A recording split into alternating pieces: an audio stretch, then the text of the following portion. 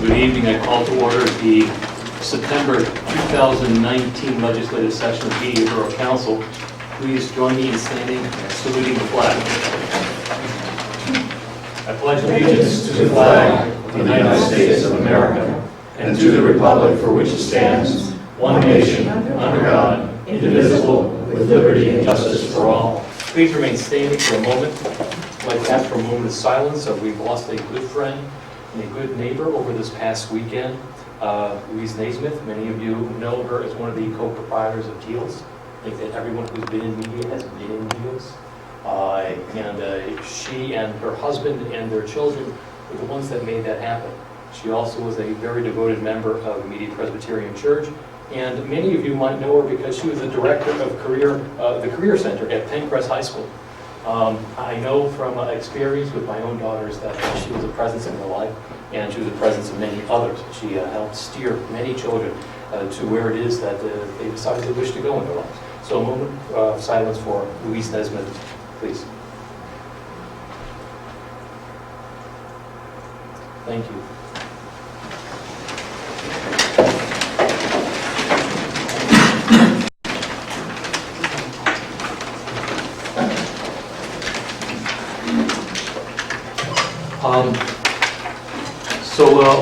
Let's first do a little bit of housekeeping. We have two sets of meeting minutes. The first set is from our workshop meeting of last month.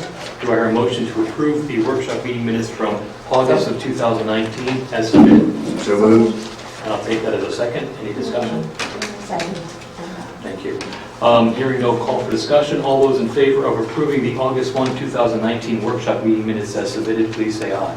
Yes. Aye. Those opposed, please say nay. The motion passes unanimously. The second set of meeting minutes was for our legislative meeting from last month. Do I hear a motion to approve those minutes as submitted? So Second. Thank you. Any discussion?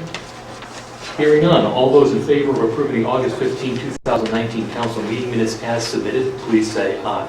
Yes. Aye. Those opposed, please say nay. The motion passes unanimously. Well, now we have the opportunity to listen to voices from the public, so if you have something that you wish to say, please. Robin Lasserson, 342 West 4th Street.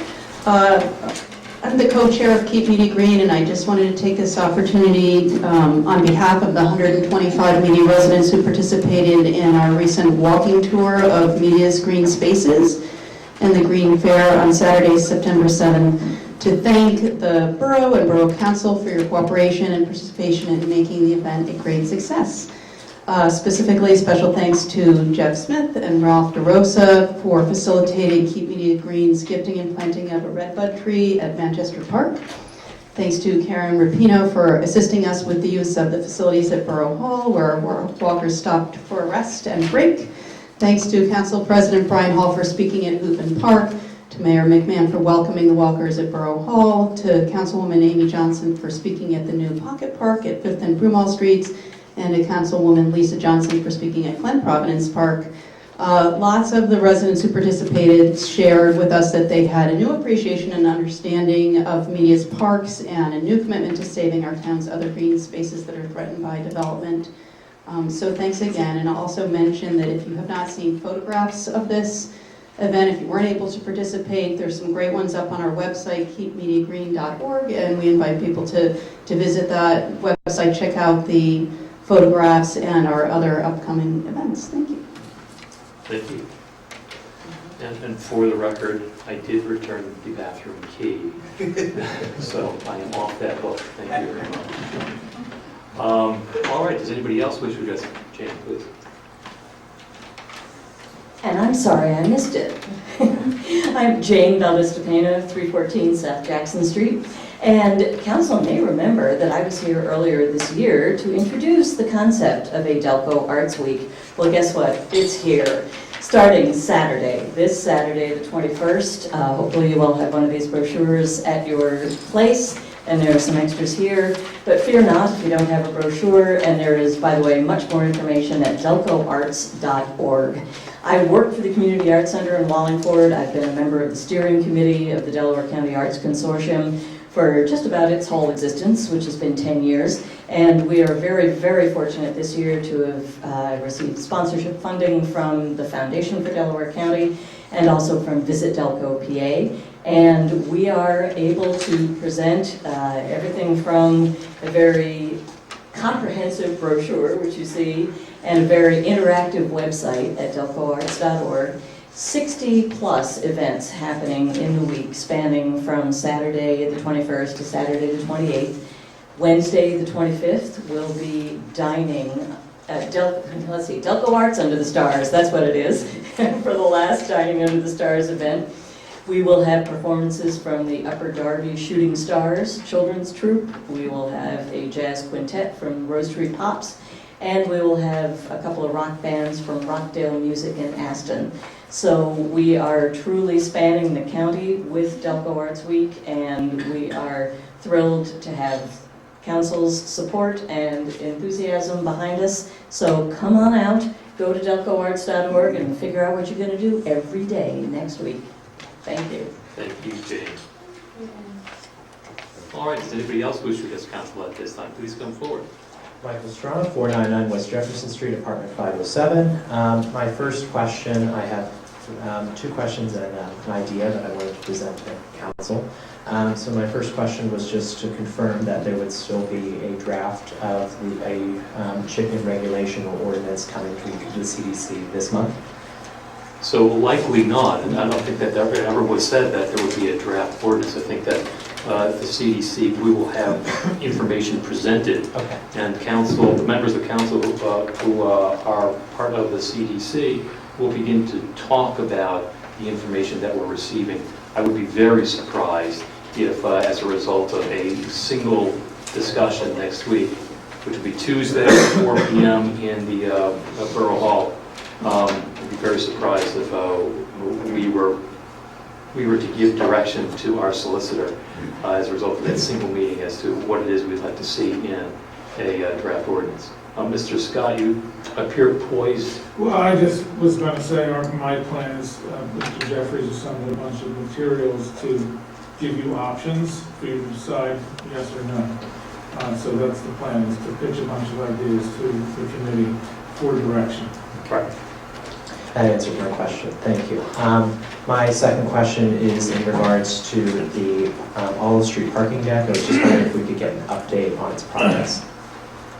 Sure. I imagine that, Paul, that you were ready to talk a little bit about that. I will somewhat defer to the engineer, but right now, from last time I had conversations with the engineer, is that we were ahead of schedule.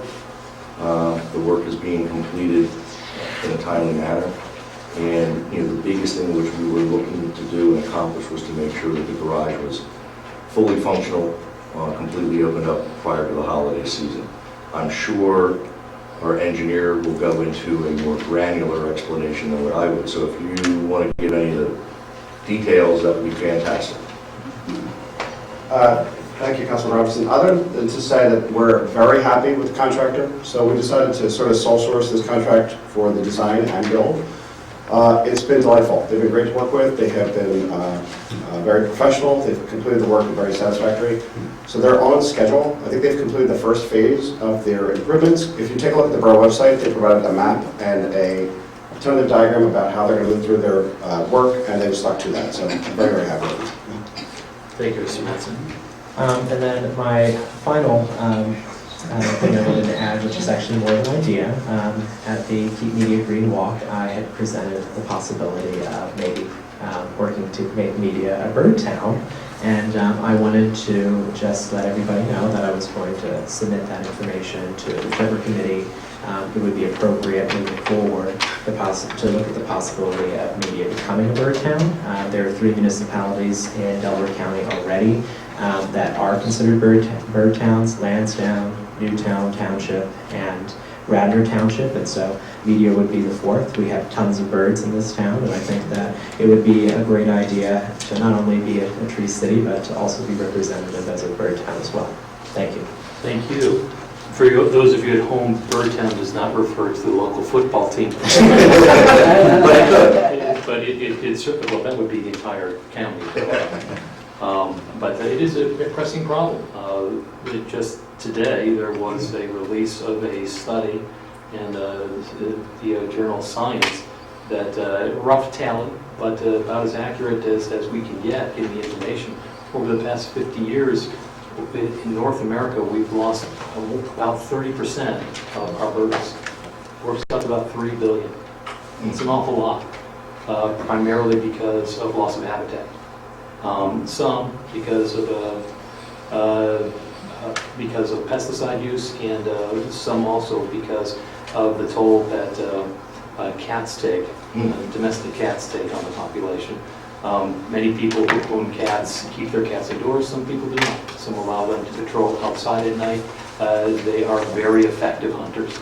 It does take a toll on our bird population, so good idea. All right, is there anybody else who wishes to just, yes, please, come forward, tell your name, where you live, and what's on your mind. My name is Mary Mallory. I live at 409 West State Street in Media. I'm trying to straighten this one out on my own, and I'm getting nowhere. It's a little question, but you probably may not be able to answer today. I'm really confused about this dam thing down on, this dam, sorry, down on, 3rd Street. thank you. You're welcome. I did some reading in the library, actual books, and it seems that someone, a judge, last name Brumwald, made the dam to make ice to sell. And then a country club was built, people went swimming, and that was swell. And then went south really fast. And it doesn't seem that anybody actually owns it. And now it seems that an awful lot of money, almost like several $million, have been allocated to fix it. But if you go down there, anytime you have a dam, you need to clear space pretty wide, I think maybe like 60 or 75 feet on each side. And we all know what that means, cutting down huge trees that it takes like all you guys to wrap around. Well, there go the trees, there go the birds, and everything gets worse. I barely know what the question is, guys, people. But I don't think putting the dam is the answer, because apparently it benefits a private country club, and we're not invited. And it just looks really bad. And there are some houses over there that an ambulance would need to get to, and it'd be nice if bikes or pedestrians could cross over it. But the rest of it, I just find very confusing, and I have no idea what the status is. Is this going to happen? Is it not going to happen? Sure, I can answer some of those questions. There's several, I believe, that you've asked. A good place to start would be the Borough website. You'll see that on the Borough website that there are 20 updates from our engineer, and that'll give you a pretty fair idea of what's been going on. Although I must say that some of it is written in Engineer East, which is not always penetrable to English speakers, but the information is there. Very good, you're ahead of us. We're currently moving forward with the project because we're under court order to do so. So unless there is a court that tells us otherwise, that is what we are doing. Just a couple of points. Someone does own the dam. You can look at the deed. It is owned half by the County of Delaware and half by Brumwald's Lake Country Club. And the total project cost probably would be somewhere around the range of about $3.5 million, not $7 million. But we don't know the exact number. That's a several foot. And 80% of it is being paid by PennDOT. So that's kind of a nutshell response to the many questions that you asked. I hope that was helpful. Thank you, sir. You're welcome. All right, Mr. Whitman.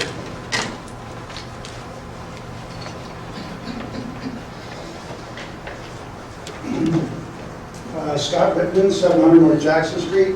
Wanted to announce another Delco Arts Week event, Media Open Streets, which will be Saturday, 28th, starting at 10 a.m. at Borough Hall, and it will run the length of 3rd Street, West Street, and end in Borough Park.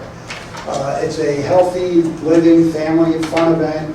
You can bike and walk, nothing motorized, but the streets will be completely closed to all motor vehicles.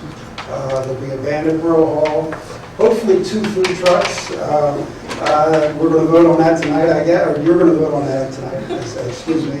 And hopefully we have 2 food trucks on the event. And there'll be a lot of kids things, interactive activities at Media Friends School, face painting, all different types of things, all the way down to 3rd Street Bridge, or the lack thereof. We call it a dam because it is indeed a dam, not a bridge, but go ahead. Yeah, there'll be steel drums there. There'll be little activities all the way up West Street. Steel drums, huh?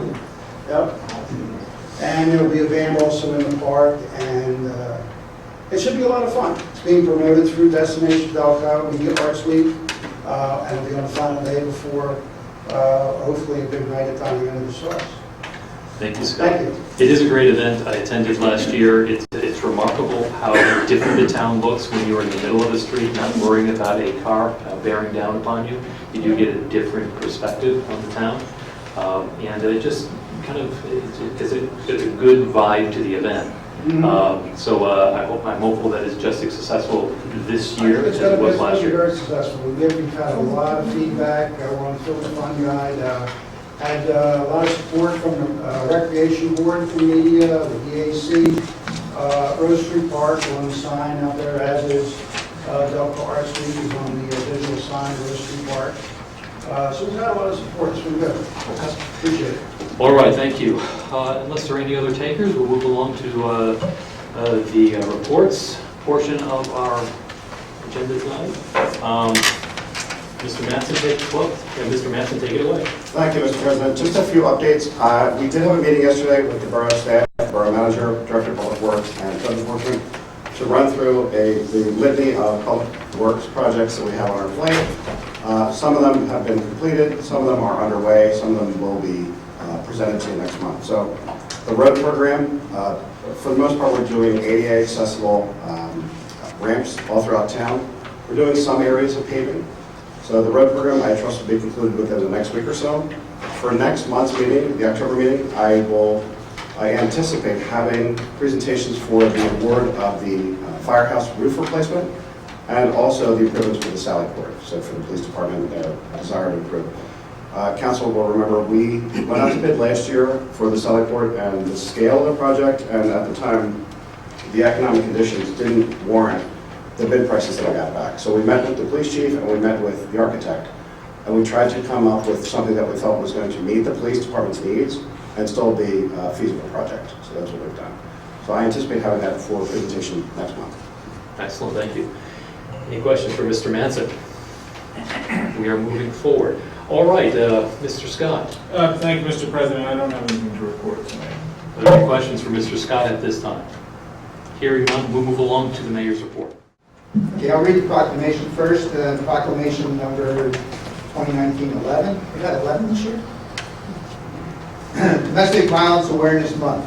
Whereas the Domestic Abuse Project of Delaware County, Inc., DAB, was founded in 1976 as part of a grassroots effort to provide safety, advocacy, supportive services not otherwise available within Delaware County to victims of domestic violence.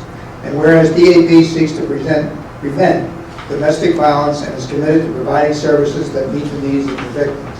And whereas DAB supports an empowerment process which enables victims to move towards self-sufficiency, and whereas DAB works to positively influence the quality of the services afforded to the children and families, therefore be it resolved that we, the Borough of Media, recognize the month of October as Domestic Violence Awareness Month.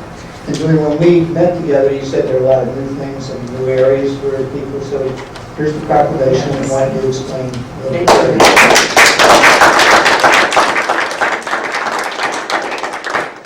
Thank you all, council and community members. My name is Julie Avalos. I'm the Executive Director of the Domestic Abuse Project of Delaware County, and I'm excited to say that October is Domestic Violence Awareness Month. Domestic violence, oftentimes we think of it as being the physical abuse that an intimate partner can endure, but we must remember that abuse is not just physical, it is emotional, it is economical, it is spiritual, it is financial, and it is a part of a process in which one person works to gain power and control over the other.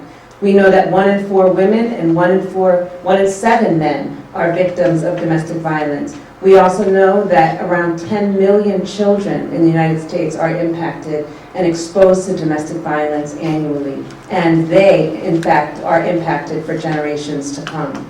The Domestic Abuse Project of Delaware County is such a proud member of this community and so proud to be housed in media and having the opportunity to serve the residents of Delaware County. Last year, we served over 2,500 individuals through our counseling and advocacy services. We run the agency's Safe House. We're the only in the county that specifically has a safe shelter to support victims of domestic violence and their children. It has 12 beds and we are continuously full.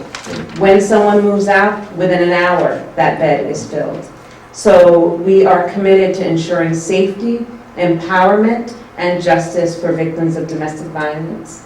Through our hotline, we run the county's hotline, which is available 24/7. We answered over 5,000 calls from individuals that were calling because they were in need of a safe space, because they were unsure of what was happening within their intimate partner relationship, or simply because they needed someone to listen.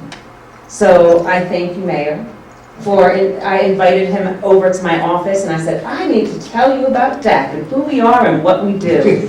I am really passionate as a new executive director, so full disclosure, I am officially about 9 or 10 weeks into my job and really committed to making sure that media knows that the Domestic Abuse Project is present, knows that we are here to partner and be present with the community that we serve, but also know that historically domestic violence victims have been told to be quiet and go in the corner or go into a shelter and let's not talk about it.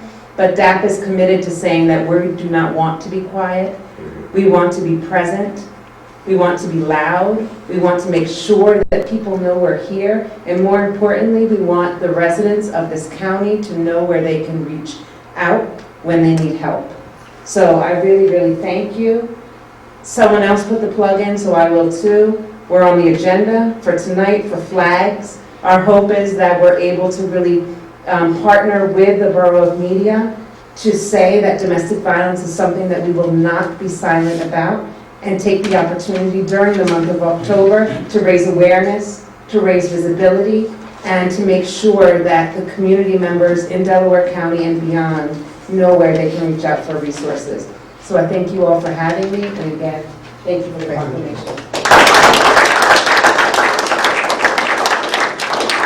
Mayor, if I may interject at this moment and step out of the printed order of the agenda, I think that now would be a fine time for us to consider the motion that was just alluded to. It's a request from the Domestic Abuse Project to hang flags on State Street during the month of October. I'd like to second that motion. Motion's been made and seconded. Any questions or concerns about the motion? Okay, I will add only this. We have a policy for flags on State Street. Many of you have seen the flags at various times during the year. They are flown on behalf of local nonprofits. And there is a modest charge that covers the cost of borough workers to place the flags. And there is a requirement that the flags do not have any writing on them or reference on them to any profit or profitable organization.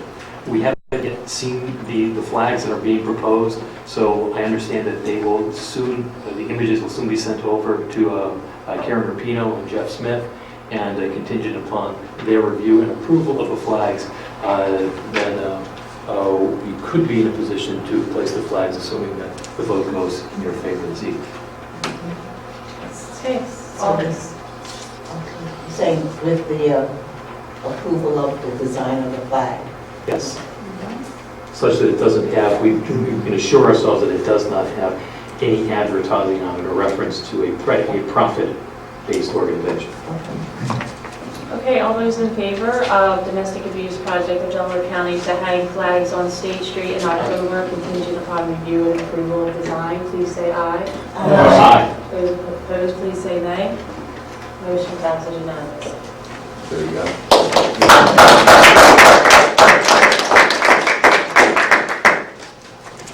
Can you disclose what color the flags will be? It's purple. Purple, So excellent. purple is the month for October. All right, so folks out there, when you see the purple flag, think of this very worthy organization, the Domestic Abuse Project of Delaware County, which has its home here in Media, and has been doing its wonderful work for many, many years now, effectively but quietly. Although I gather now it might be a little bit noisier. Is that what I'm getting? That's right. Okay, excellent. All right, so we look forward to you sending along that design and seeing the flags in a couple of weeks. I'm sorry, not months, weeks. And now you can skedaddle. And they do skedaddle. Mr. Mayor? Yeah, I have a couple more things.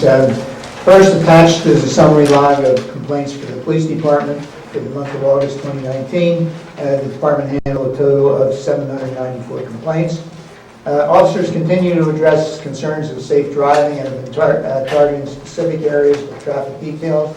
As everyone knows, school is back in session, and so it is important for the motorists to obey all traffic laws, especially in school zones and bus stops. I think everybody, probably this is off the record here, but I think everybody saw the articles in the Daily Times about the state approving, I guess, radar for certain municipalities throughout the state, so we'll be seeing more about that. And nobody's going to be speeding anywhere. Right, don't sound like you. Dining on the Stars Saturday night worked out pretty well. We have one more, which will be on the 28th. We were kind of worried about whether people would stay over and at the bar scene late at night, but that didn't exactly happen. People came to dinner between 5 and 7, stayed pretty much no later than 10 o'clock, those that dined. So we'll talk more about next year on that another time. Talked to Peter Williamson about another thing, and that is the options the borough has to participate in the community transit fare structure. This is for residents of Media, residents of any community, but we're talking about Media, that are 65 and over, that need to get around and basically can't. And the option would be, and Peter, I'm only going to touch a couple of these, and you can add whatever you want to add to it. But it is mainly, it's a transit would come to your house and take you to anywhere in the borough you wanted to go, which would be a church, Trader Joe's, Acme, which sometimes is in the borough, sometimes it isn't, and several other places that you may want to go. The cost is $28 to go somewhere in Media, but the lottery picks up 85% of that. So the other 15%, some municipalities, and I outline which are which, some municipalities pick up the cost, the other $4 and some cents for a trip, and some municipalities, I believe Haverford is one, charges $1 to the person, so they have at least something skin in the game. So we've kicked around some ideas. I would like to see us do this and do it fairly soon. There is an opportunity, I think I told you, it could begin as early as October 7th, couldn't be before then because of all the paperwork. So I gave you the list of things here, Peter, and the comments you might have. Well, I think Bob approached me because I'm the chairman of the Finance Committee, and there is a cost associated with this. I must say I was very excited by the idea. I didn't realize that this was available. So thank you, Bob, for researching and digging it up. And it's nice to know that it's working in other communities. And really, when you think about it, $4 a ride for 1,000 rides for senior citizens during the course of a year. Am I doing my math right? Is that $4,000? I think I'm doing that right? It's a shockingly good bargain for this community. So my message to Bob was, let's figure out what we want to commit to this and use some contingency funds to get started. It's going to be a small down payment. There's not much time left in this year. I assume we can start again next fiscal year. But that it seems a reasonable thing to get started with. But it is off procedure. So I think we do need a round of at least the Finance Committee meeting to say, yes, indeed, we can proceed. Mm-hmm. And then at the next, perhaps in November, we can say, yes, absolutely, let's go. Unless other council members want to override me on that, that's fine. Well, I would always override you, Peter. No. I think some of the things you have to look at is you also, let's say someone has an appointment at Riddle, or needs to go to Riddle, or they need to go to Springfield for a medical appointment. Is that included? If they need to go to Lincoln, is that included? Is that too far? Because that costs a little bit more. I think for the local stuff, people going, that's something I think we definitely can do. And I would say emergencies to any hospital and or a doctor's appointment that's in the immediate area. I think that would work. And that's, see, this is and all those things are good ideas, but they're not, this isn't the best venue to be discussing them, This is really the place where we bring a finished policy to be voted on. So I think that we probably need at least a little polishing before we know exactly what we're voting on. Peter, I have lots of patience, Yeah. But I mean, I think we can do this quickly because really it's been so well thought out and tested in other communities. It's just a matter of how wide and how much we want to charge those people that take advantage of it. All right, the mayor tells me that he's completed his report for this evening. Does anyone have any questions for the mayor? Hearing none, we'll move along. Council committee reports. We'll start off with Councilman Robinson, Properties, Public Works, and Fire. Good evening, everybody. I have no legislative issues on the agenda this evening, just a few announcements. Councilwoman Johnson will go into a little bit more detail with regards to my first one. As you all know, I'm liaison of the fire company. Every month I encourage our residents to either participate as a firefighter and or to consider being part of the administrative team for the fire company. An exciting thing is that October 5th, they'll be doing a fundraiser at the firehouse parking lot from 11 o'clock until 4 o'clock. It is being co-sponsored, I guess, by the Media Business Authority, and Ariana's is bringing Anthony is bringing his famous traveling pizza oven that I will say I helped with the playground event, and Anthony brought it. It is a fabulous piece of equipment to look at and a fabulous piece of equipment to use. So I encourage not just the business people to come out and participate in this fundraiser, but encourage residents to come as well. When is it again? Pardon me? When is it? It is October 5th, 11 o'clock to 4 o'clock. Second on my list is just a little thank you. Media Fellowship House, which most people are aware of, had their 75th anniversary gala a week or two ago. It was extremely successful. We had our MC was Jim Donovan from the CBS Morning Team News was there. For those of you that more than likely have some gray in their hair, may remember Harvey in the Morning, a famous disc jockey. He was there, and we are very proud to say that our guest speaker was Bill Whitaker of 60 Minutes. It was a great event. Besides generating significant income for the Fellowship House, there was also a college scholarship fund that the House sponsors called the Dorothy James, who was one of the founders of the Fellowship House. Excited to say that we generated close to $10,000 that evening just for the scholarship. So I just wanted to thank council who helped sponsor the event, as well as a tremendous amount of media residents that attended the event. So I wanted to thank you with that. Little update on the media school and the media borough playground. I had an opportunity to meet with our superintendent of schools this week. Time's flying. This week. And I wanted to thank Mr. Scott for attending and Jeff attending. It was the superintendent, Tom Kelly, who is the solicitor for the school district, and our gang. I thought the meeting went extremely well. The school district was not aware that we, the borough, are committed to being a significant contributor to the organization. Some of the little things was duration of the new agreement.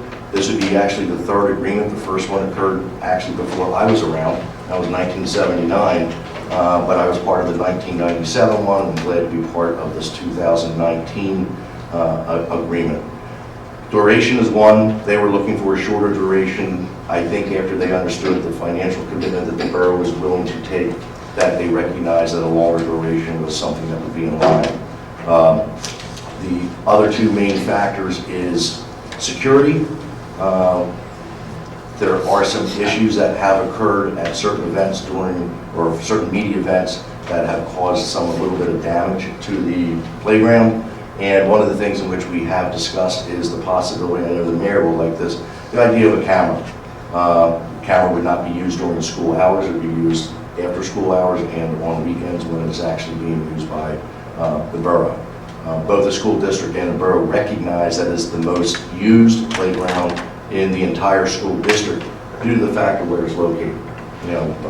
People from all over the area come to media to use that playground and then have the ability to walk up the street and go get ice cream and things of that nature. I do believe that more than likely, this is September, probably by November, we will have something that we will be able to vote on. I'm hoping that offline we may be able to have some conversations with regards to looking at how we might be able to start the process sooner than later. The phases, the first phase is about a $21,000 to $25,000 commitment, and that is for the removal of the equipment.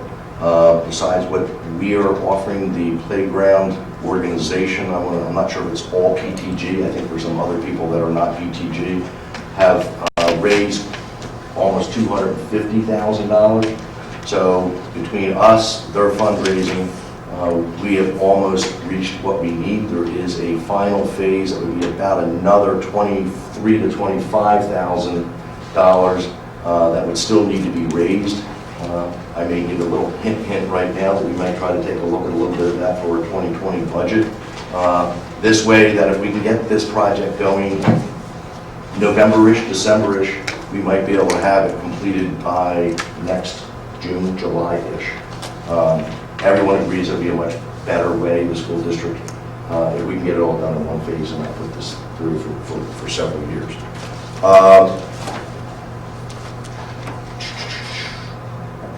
Last but not least is our kiosks. For those that may not have noticed, but I'm sure most people have noticed, we have gotten rid of our parking meters in the courthouse district and installed kiosks. Karen was nice enough to present or prepare for me a relatively detailed information. I don't know if I'll go into the whole thing, but long story short is the kiosks will be used in the courthouse area. There is an app that you can download so that if you need to add time when you are away from your car, you can do that. I think probably for people who are parking in the business district where there are still meters, you can download the app and use the app to pay for your parking spot where there are still meters. If you look, there is a reference to zone numbers. You would reference that zone number in the app when you're putting it in and place your license plate in there, and that would take care of it. Rates haven't changed, time limits haven't changed, and I guess one of the other main areas is you can still pay by coin at the kiosks, and so things really haven't changed for people like me who are accustomed to paying coins in a parking meter. For those that like the apps, it is new, and I'm hoping that before the end of the year, Mr. Smith, we may be looking at the business district. Yeah, likely be for fiscal year 20 on State Street. Yeah. So we're getting there. Everyone who has used it likes it. I think it's going to help a lot with both our parking enforcement, but mainly for the people that are in town, that if they're sitting there dining, getting their hair cut or something like that, they'll get an alert on their phone and they can actually increase the time on their meter just using their app. Any questions? We have a tremendous amount of information and details on the Borough website. And I think that's it, Mr. President, for tonight. Thank you. I'll add that our ace reporter, Susan Serpin, wrote a piece that was published, when was it, Susan? Monday, in the Daily Times. That, there we go. For those of us who rely upon print, It's a very nice summary of the kiosks and what they do. Paul, just a quick reassurance as to the playground project. Yes. I know that when we first talked about this, it seemed like it was so long ago because it was so long ago. One of the concerns we had was the mature trees on the playground, and that the mature trees on the playground remain on the playground. Is that your understanding? It was not discussed. I will bring it back up to the superintendent. I will say that the only possible, I mean, I think the mature trees probably would be able to stay. We have discussed the concern that the district has nowadays with the ability to have an open view of the playground so that they have the ability to see all the students when they're out there. I'll be happy to go back to the superintendent and discuss, the quote-unquote mature trees. Okay, good. I know that they've removed some of the smaller sized trees, Yep. and I can tell you from looking at my porch, I can see straight through to Baltimore Avenue. So I don't think that there's any sightline distance. Well, as we discussed, with the smaller trees, I mean, how times change, because when we put in the playground in the 90s, the school district insisted that we divide the playground and separate the playground area from that of what is traditionally used as the basketball courts. So there are the things that, it was done for a purpose then, and now that purpose isn't there anymore. So, but the mature trees, I'll be happy to talk to you about. Thank you very much. All right, does anybody have any questions for Councilman Robinson at this time? Hearing none, we'll move along to Councilman Lisa Johnson, MBA Historic Public Safety and Civil Service. Thank you. The first item on my agenda is to have us accept the resignation of Courtney Rosas from the Media Business Authority. Courtney's been on the board for a long time, and she's very active, but she has personal commitments and needs to resign, but she does want to stay involved as a consultant and a committee member. So I make a motion to accept her resignation. Second. Motion's been made and seconded. Is there any discussion on the motion? Hearing no call for discussion, all those in favor of accepting the resignation of Courtney Rosas from the Media Business Authority, which we always do with regret, please say aye. Aye. Those opposed, please say nay. The motion passes unanimously. Thank you. The second item is Resolution 2019-27, appointing Tim DiGnazio to the Media Business Authority for a term expiring 12/31/21. I'll second that. Motion's been made and seconded. Is there any discussion on the motion? Tim will be a good asset to the organization. As many of us know, his family has been part of the community for decades. The owners of DiGnazio's townhouse. But more importantly, Tim didn't take the restaurant route, he took the financial route, and is a local banker at a community bank. And talking with Tim, the MBA has already asked him to step in as their treasurer. So I think he'll be a true asset. Excellent. And he was on the MBA board in the past, too, so he's experienced. He knows what he's getting into, huh? Pain has no memory. My mother had 6 kids. All right, so those, any other call for discussion? Hearing none, all those in favor of approving Resolution 2019-27, which would appoint Tim DiGnazio to the Media Business Authority for a term that expires at the end of 2021, please say aye. Aye. Aye. Those opposed, please say nay. The motion passes unanimously. Thank you. Third item is what Paul mentioned earlier. It's a mass gathering permit application for the Media Business Authority's fundraiser for the Media Fire Company on Saturday, October 5th from 11 to 4. It's in the parking lot of the fire company in the back, and they're selling pizza and donating all the proceeds to the fire company. So I encourage you to attend and eat some pizza and see some friends and donate some money. I'll second that. Make the motion. Approve. All right, the motion has been made and seconded. Any discussion on the motion? I'll call the question. All those in favor of approving the mass gathering permit application for the Media Business Authority to have a fundraiser for the Media Fire Company on Saturday, October 5, from 11 a.m. to 4 p.m., please say aye. Aye. Aye. Those opposed, please say nay. The motion passes, and this will be behind the firehouse, correct? Yes. It's in Excellent. the parking lot. So I was just wondering if we needed mass gathering permit anyway, but we already Right. voted on it. Oops. No, we did. Oh, we did, yeah, so We did the, we did They're in good. public parking lot, right? Yes. Yeah. Okay, so the fourth item on my agenda is an amendment of the Media Open Streets event that we heard earlier from Scott. They're amending it because there's a couple errors. Right, and there was talk of alcoholic beverages, but that wasn't accurate. So, they're gonna have 2 food trucks, so this says 3 here.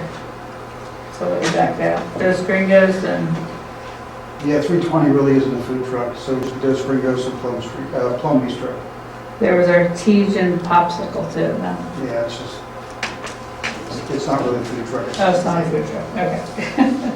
So they're gonna have these food trucks at the Borough Hall, and also water, drinks, snacks, etc. for free distribution from 320 Market, Wawa, Nolan Painting, and Adventist Health Network as sponsors. It's from 10 to 3, setup time is at 9 a.m., breakdowns finishing at 3:30. It's the Saturday the 28th, and the rain date is the 29th. I make a motion to accept this mass gathering permit. Is there a second? Second. Do I understand the motion really to amend the application just to allow 2 food trucks? Otherwise, everything else is the same. Well, the alcoholic beverages. Weren't these checked? Were these mixed up? Yeah, no alcohol. Yeah, right. I think it was checked yes, but it's really not. And it's fixed now. All right. Is there any- The food trucks, like you said, one was Dos Gringos. What was the dream? Is the other one a media merchant as well? Local, it's at Aston, it's not necessarily media. We didn't have any other media participant, or any other restaurants that wanted to participate. No one else responded. They were asked. Well, Yes. It's not like Aston is in Tibet. It's actually in the media, part of it at least, or in the media postal district. Any other comments or questions? Before I call the vote, I would like to make sure, it's always uncomfortable for us to be making policy decisions kind of on the fly. Right. And unfortunately, that's kind of where we are because the mass gathering permit that was initially submitted did not have this information. And so now we're dealing with some additional information a few days, well, a week and a half before the event. If the maker of the motion is willing to do this, I'd like to make the result of this contingent upon the Public Safety Committee to review this. I think that Public Safety meets next week. Yeah. For purposes of, I don't know if there's going to be any public safety concerns, but I just don't know as we sit here. And so long as they're okay with it, all right. And does the seconder of the motion agree to that? Yes. All right, so I'll call the question. All those in favor of approving the amended mass gathering permit application for the Media Open Streets 2019 and to allow use of 2 food trucks, please say aye. Aye. Aye. Those opposed, please say nay. The motion passes unanimously. Brian, for the record, I think it's important that we reference that the group did solicit our food establishments within the borough. Because I do not, or would not want to have the business authority and or the restaurants then say, well, what are you doing with the food truck from outside of the borough? If you opened the door and asked them to come in and they didn't bother, then shame on them. But I just wanted to make sure that it's nice that Dos Gringos is here. But as a councilman in the borough, I prefer seeing media establishments. But if you ask and they didn't respond, you can't force somebody. So, Matter of fact, almost all the participants in the event are local. good. Thank you. All right. Yeah, thank you. Thank you. I just have one announcement that Public Safety Committee, which meets next Thursday at 7 p.m. On the second floor conference room, is kicking off its traffic calming study. So this will be a 10-month project, and kicking that off during that meeting next week, and just kind of getting ourselves organized. So looking forward to keeping you updated on that. All right, thank you very much. Does anyone have any questions for Councilwoman Lisa Johnson at this time? Hearing none, we move along to Councilwoman and Vice President Amy Johnson, Fair Trade Farmers Market, Shade Tree, and the Environmental Advisory Council. Thank you. Nothing legislative this evening on my portion of the agenda, but as I always do each month, just an announcement that the Media Farmers Market is held every Sunday from 10 to 2 on Edgemont Street between State and Front.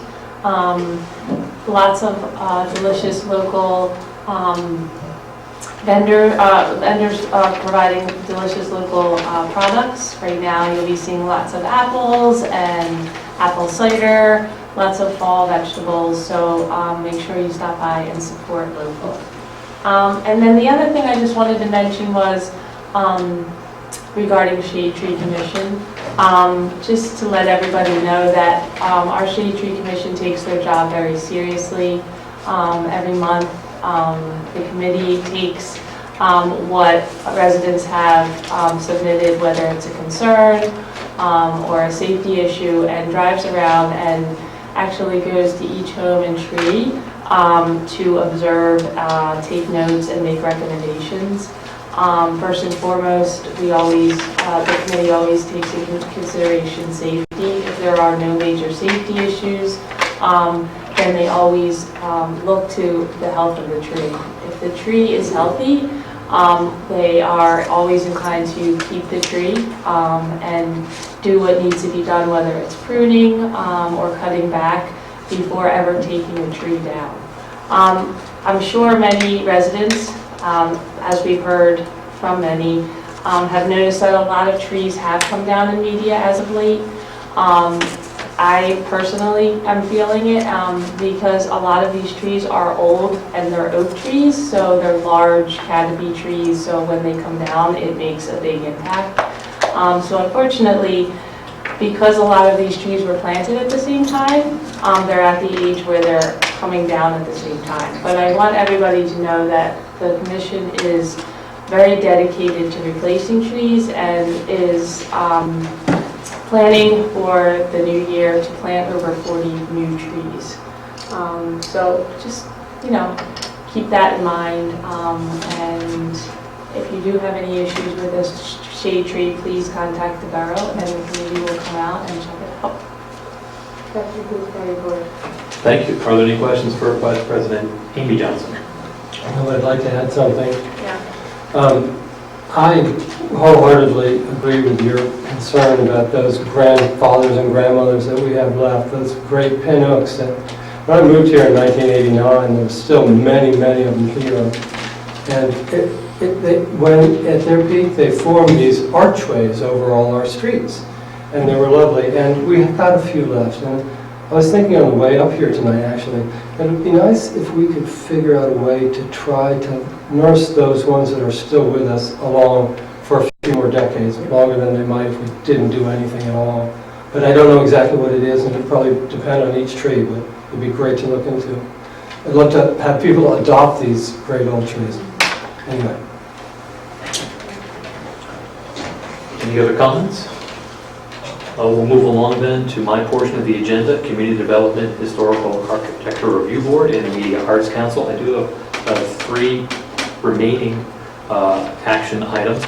We'll dive into the first one. We've already had a little bit of discussion earlier in the meeting concerning the 3rd Street Dam. I have some questions about where things stand with that. And I directed the questioner to the Media Borough website. There's quite a bit of information there about what has been happening. But one key point that I'll stress is that the cost of the design as well as the construction is borne largely by the Pennsylvania Department of Transportation. It's an 80-20 split. The Borough Media is responsible for 20%, PennDOT is responsible for 80%. And as the old saying goes, he who pays the piper, or she who pays the piper, calls the tune. So occasionally, PennDOT will ask us to revisit the forms that we have signed in connection with the work, and they have done so again. They have asked us to execute a revised reimbursement agreement for the design of the 3rd Street Dam. This has been occasioned largely by the work that was recently done to breach the dam. And as a result, additional work that wasn't contemplated when the initial contract was signed had to have been done. Topographical maps have to be revisited and redrawn in order for the project to move forward. So that's the nature of the first item, which is a motion to execute a revised reimbursement agreement with PennDOT for the design of the 3rd Street Dam. I'll second that. Motion's been made and seconded. Is there any discussion on the motion? Okay. Can you tell me a little more detail behind the revisions? Sure, I can. I think most of them largely are the result of the partial breach of the dam. The documentation of the existing conditions obviously has changed because the dam is no longer there as it was before. The topographical maps have to be changed because the topography has changed. Jeff, I'm sure that there are other things that I haven't mentioned, and if so, you see any gaps, please feel free to No, I fill think in. you covered it. Essentially, Schnabel had prepared an updated proposal that was shared with council, and really that's the nuts and bolts of it. With the breach, there's some additional work that they're doing. One of the other things is the wetlands mitigation. They're now looking off-site, so they have to work through that. There's some other documents that need to be updated. So it appears that in 2017, when council adopted the 3rd version, it's about $90,000 more for the 4th version that's before Borough Council right now. So essentially, that's some of the things that we're looking to update this time. The requirements of PennDOT. Any other questions? Okay, all those in favor of executing a revised reimbursement agreement with PennDOT for the design of the 3rd Street Dam, please say aye. Aye. Yes. Those opposed, please say nay. The motion passes. Item number 2, actually the items number 2 and 3 I'm going to address in reverse order. Item number 3 is 608 Centennial Avenue. Item number 2 is 217 North Olive Street. They're related in that they're thematically related. Both of them are zoning hearing board applications for dimensional variances. 608 Centennial Avenue is in one of our residential districts. If you are turning onto Centennial Avenue off of Orange Street heading northbound, it'll be the 3rd house on your left. It is a modest Cape Cod that was built about 70 years ago, and it has 1,400 square feet of flooring. It has 2 bedrooms on the 2nd floor.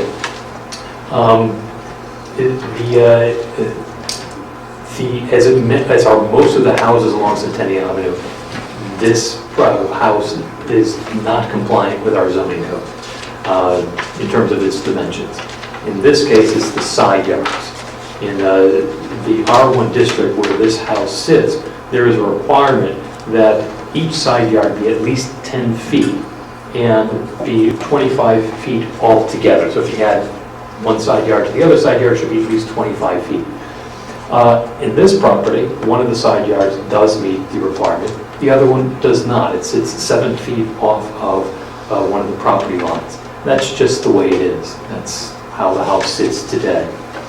What the owners of the house wish to do is create some more space for them and their family.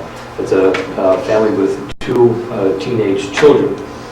And did I mention 2 bedrooms? They're looking to do 2 things. One, to create a 512 square foot addition to the rear, keeping to the same side yard setbacks that currently exist. And they also would like to add on to the 2nd floor so that they can create 3 bedrooms. Because this is a pre-existing non-conforming use and the expansion thereof, there is a requirement that the applicants go before the zoning hearing board. And because in the end, the square footage of the house will exceed, I think, 25% of the existing floor space, it also is a requirement that they go before the zoning hearing board for a variance. Our role here tonight is to decide whether or not to oppose the request, Our prohibition is like whether or not to send our solicitor to oppose the proceedings before the zoning hearing board. We do not decide the variance, the zoning hearing board does. The question is whether or not we send our solicitor there to say words in opposition. The Planning Commission heard the applicant on this, and they voted 6-0 to recommend that Borough Council not send the solicitor to the zoning hearing board to oppose this application. And I agree. So if anybody wishes to make a motion to send our solicitor, this would be the appropriate time to do it.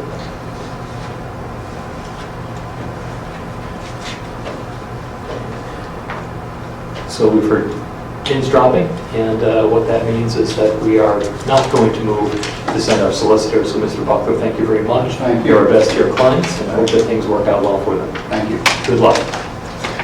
Item number 2 is, again, thematic related. It's 217 North Olive Street. If you know this property, you need a life. This is a property that you would not know is there unless you were directed to it.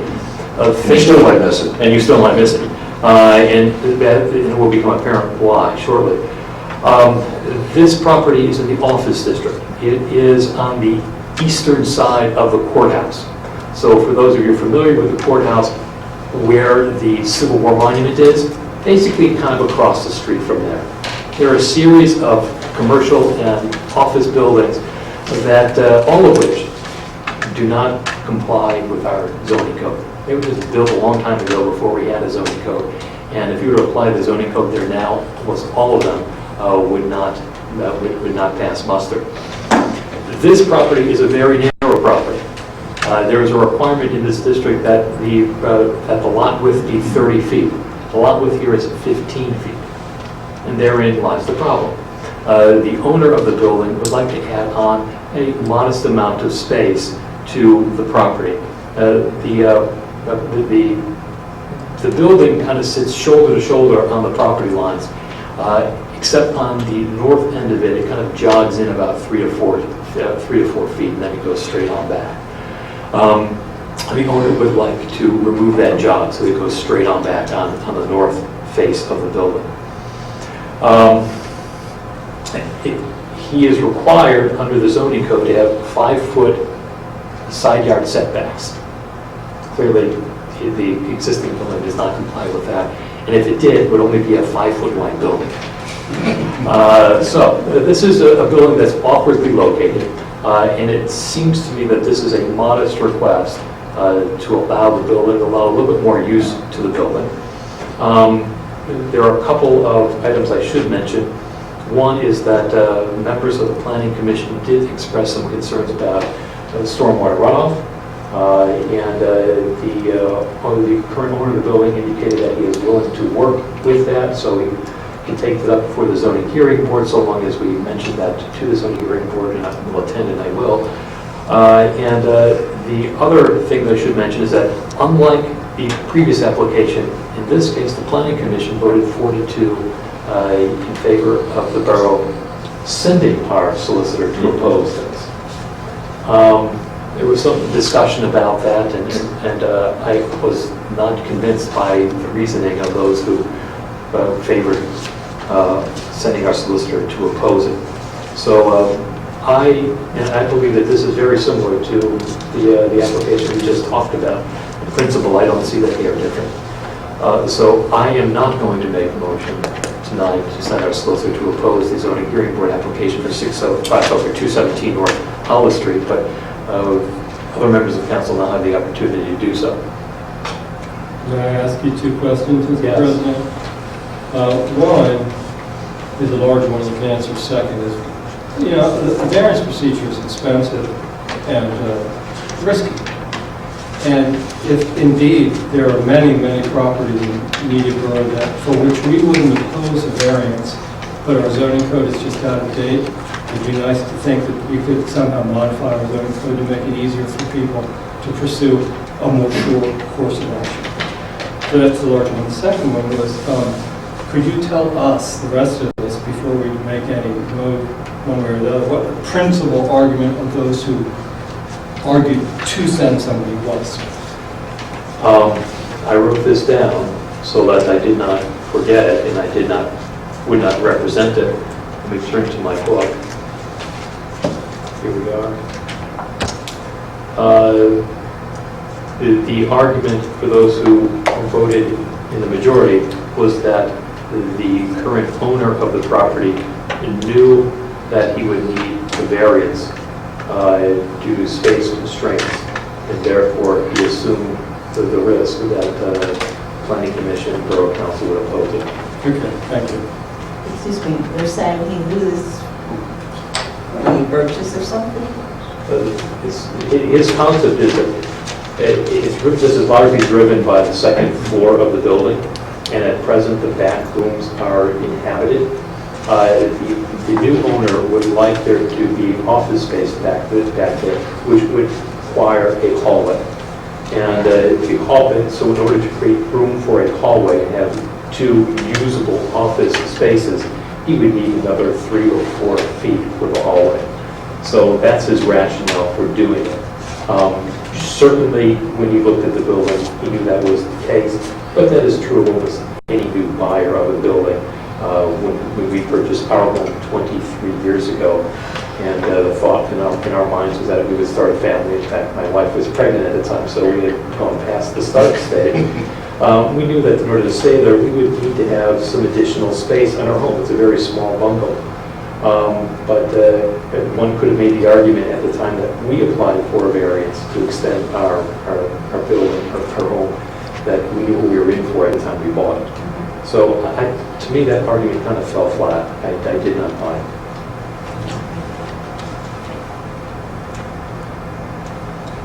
My only concern was the stormwater, and I think when the applicant came to our workshop, I think he clearly expressed that he could work with and comply with the stormwater issue, so I think that's the most significant thing. I expect that there might be some wrangling about that before the zoning hearing. And, with regards to our zoning ordinance, we're never, no zoning ordinance unless you're in a community that is brand spanking new. You're always going to have issues. We have buildings, particularly around the courthouse, that could be dating, the 1880s, 1890s. None of those could or would ever meet our zoning requirements. But to Mr. Williamson's point, the form-based ordinance that you're pursuing, Yes. it would Immensely help. is for that purpose. It's to make- Yeah, I thought I was throwing you guys a softball. You know? Yeah. Softball season's over, we're into football now. But it is the truth, Peter, so, it is. I mean, we're never going to have a perfect zoning code because just the way the borough was started in 1848 and has continued to grow. But you're right, this form-based will be a significant plus. And that is why we're required to have a variance proceeding under our zoning, so the one side does not fit all. Mr. President, if I may add, in 2005, when we adopted the stormwater management ordinance, there are provisions for smaller projects at this scale, so that there's a level of gradation about triggers and thresholds for things. This project would fall under that, so that there are a number of sort of creative ideas in the code that was foreseen when we adopted it for just these types of projects. So as long as the applicant is willing to meet that intent, then it should be relatively. Excellent. Speaking for President Johnson here, I think the 5-second rule is expired. All right. That completes the legislative portion of my agenda. I do have a couple of items that I'd like to talk about. The Media Arts Council, they have an action-packed calendar here, and I'll tell you a few things that are coming up. On October 12th is the annual Photo X Juried Show. These are photographs that are taken largely by media residents or people who live around media. It is a juried show, so there's high quality stuff. So please stop by on October 12th from 4 to 7 p.m. at the Mac Gallery, which is at the foot of State Street down by Sterling Pig. Speaking of drinking establishments, on October 17th, the Media Film Festival presents Nightmares on State Street at Sligo. That's October 17th, 7 to 9 p.m. So Scary Movies at Sligo's. And what better segue for October 16, October 16, a cupcake decorating exhibition at the Mac Gallery offices. It's from 7 o'clock to 9 o'clock on, I think it's October 16th. It's the Wednesday. So mark your calendars. And I think that's all that I have for this evening. Any questions for President Hall? All right, to move along to Councilman Boyer, Recreation and Board of Health. Thank you, Mr. President. Unfortunately, Rec wasn't able to meet this past month, mostly due to the fact that the meeting fell on the first day of school, so there are many members who cannot attend. I do have two important announcements. First of all, that is to thank Katie Dooley for another successful Fitness in the Park series. This is the second summer we've done that, and hopefully it will be part of a tradition that continues. And I thank her for all the hard work she did in lining up all the fitness studios that participated, and I also thank them. The big announcement, the top lot construction has begun, and within 6 weeks, we will have a brand new top lot with new equipment, and I thank council for sponsoring that. Unfortunately, it does happen when the top lot is still usable, but because of temperature issues, they pretty much have to do it now in order to get it in the 6 weeks before things get a bit colder. So I looked at my calendar, and by Halloween, it should be finished, and hopefully we'll have a dedication and a brand new top lot at that point. So I'm very excited to have that open and look at all the new equipment. And again, I thank council for their support. That's my announcements. Thank you. Any questions for Councilman Boyer? I actually looked at the top lot the other day, and I thought that piece of equipment had stayed there. That would have been the coolest thing back when I was that age. But I'm gathering, Mr. Scott, that that's probably not a good idea. That park front. Oh yeah, kids would love that. They would. All right, then, we'll move on to Finance and Library. Councilman Williamson. As a transition from Mr. Boyer's report, last night I had the opportunity to speak to the Keep Media Green folks about the progress of our open space planning. And I opened my remarks by telling them on my way up, I saw an incident that was incredibly poignant. A mother was standing by the sidewalk, by the closed lot, with her vans, talking to her daughter, saying, "Don't you want to go to the other playground? Don't you want to go? Don't you want to go see your brothers?" And the girl was wailing inconsolably in front of the orange meshing with her teddy bear. She wanted to go to that playground. So yes, we're hurting some toddlers' feelings in media for the next 6 weeks. They'll be happy when it's open. But yeah, I said to that group, that's the measure of how important open space is to every resident of media, no matter what their age, that they could be reduced to tears if it was gone. Okay, now to more prosaic matters. Payment of bills. I am the chairman of the Finance Committee, and those that watch this meeting know that the first thing I usually do is move for the approval of our bill payment. From August, we drew from the general fund $312,884.52. From the recreation fund, $12,028.98. And from the capital fund, $19,556.82. I move approval of those bills. Second. Motion's been made and it has been seconded. Is there any discussion on the motion to pay the bills? Hearing none, I'll call the question. All those in favor of paying the bills as specified by Councilman Williamson out of the general fund, the recreation fund, and the capital fund, please say aye. Yes. Aye. Those opposed, please say nay. The motion passes unanimously. Second, this time of the year, we usually have to pay one of the largest bills we pay every year, and that's the minimal municipal obligation for our non-uniform employees and pension and police officers. It's essentially a bill to make sure that it's a check that we send to our pension fund to make sure that in the worst of all possible cases, we can cover every single pension obligation we might have. It's a sort of insurance check. It's required by state law, and it's over $800,000, so it's a big chunk of money. So Although our budget has been running very well ahead, as it usually does this time of year, this single check from the expense line tends to catch us up a little bit closer to what is a normally modest surplus that we end up the year with. So that's about what's happening with the budget for this year. But because it's soon to be October, that means that the budget process is going to be starting again for next year. It's a significant process in media. I'm very proud of what Mr. Smith has put together.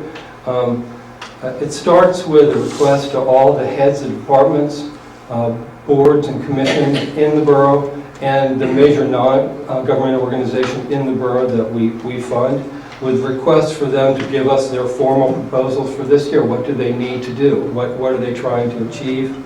That gets all put into the package that we review. We also hear from our capital improvement task force. This is a group of gentlemen currently that look at the overall big spending package, things we have to do like fire trucks and roads and bridges and so forth, and what should we prioritize and when.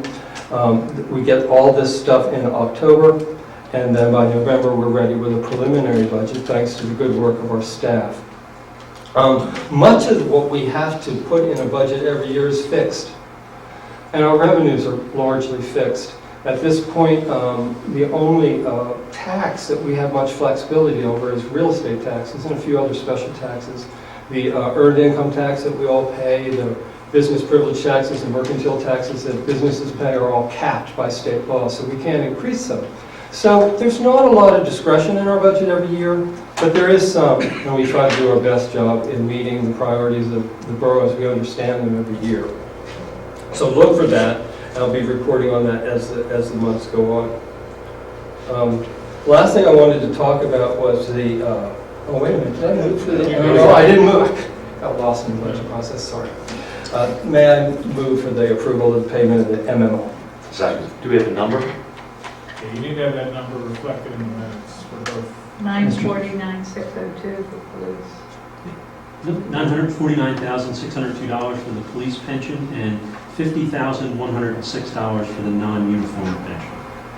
What difference? Yeah.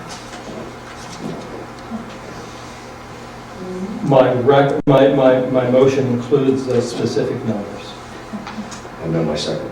All right, Mr. Scott, did you recommend taking these motions separately? Or No. you do? All right. No. All right, the motion is made and seconded. Is there any discussion on the motion? Hearing none, I'll call the question. All those in favor of adopting a 2020 minimum municipal obligation for non-uniform employees in the amount of $50,106 and a minimum municipal obligation for police officers for 2020 in the amount of $949,602, please say aye. Yes. Aye. Those opposed, please say nay.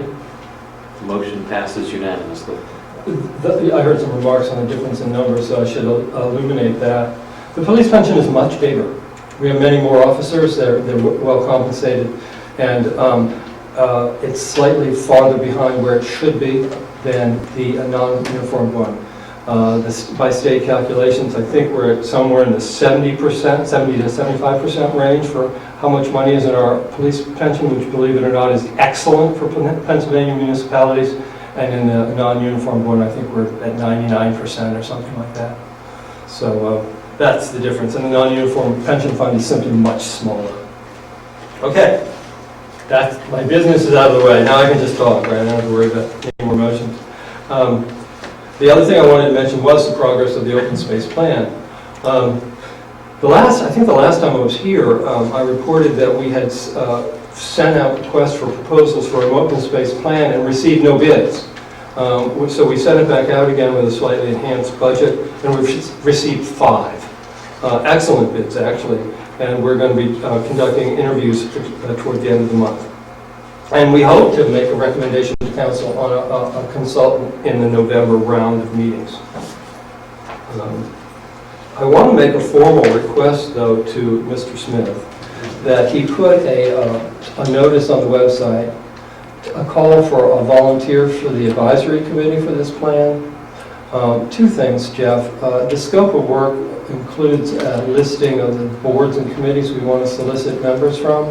So do that, and then the specific planning commission, the ESC and so forth. but then also a general call for citizens. And Jeffrey, I've got asked recently by a citizen, where is it going to end, where would such a thing end up on the website? And honestly, I was embarrassed that I didn't even know. Generally, and I don't want to speak for Karen, I would start out right on the front homepage, just to kind of get some attention. And then generally, there's a section, different boards and commissions that are in needs of volunteers. It's listed there as well. Okay.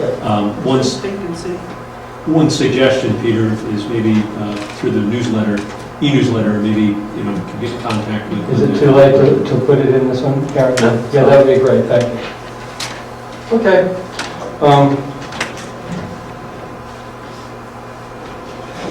That concludes my report. Thank you. Does anyone have any questions for Councilman Williamson at this time?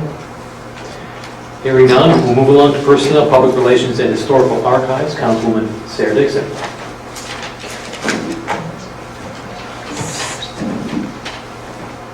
I have no report for Wednesday. I'm not making any announcements because of this. Okay. We hope that you get better soon. Does anyone have any questions for Councilwoman Dixon at this time? Hearing none, we'll then move on to public comment and privilege of the floor. If there's anyone who's still with us who would like to address council, please tell us your name, where you live, and what's on your mind. Let's make it more difficult. Spell your last name. How's that? James Zibelhoff, 402 West 3rd. I just want to make a public service announcement. Up until Monday, if you needed to apply for if you wanted an absentee ballot, you could pick one up at the courthouse or various other organizations, fill it out, mail it in.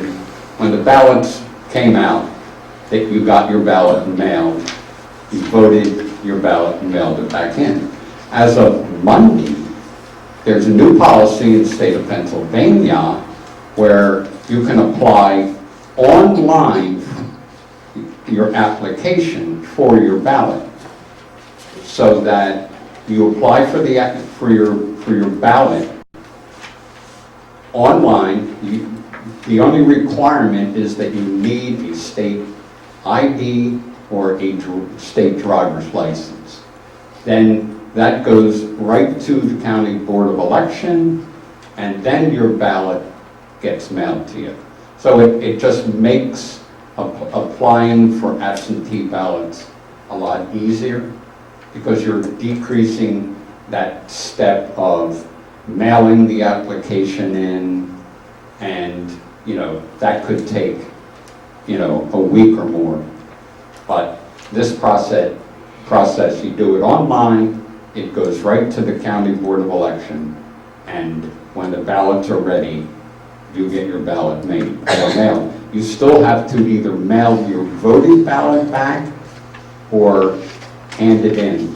And you personally have to hand your ballot in. You cannot hand anybody else's. So it's a step forward. Ziggy, are there deadlines that persons who wish to vote absentee should be mindful of? And are there different deadlines if you seek an absentee ballot electronically as opposed to going over to the courthouse and physically picking up? No, the deadlines are the same. Okay. You have to apply, and this is really cutting it short. The last day to apply is October 29th.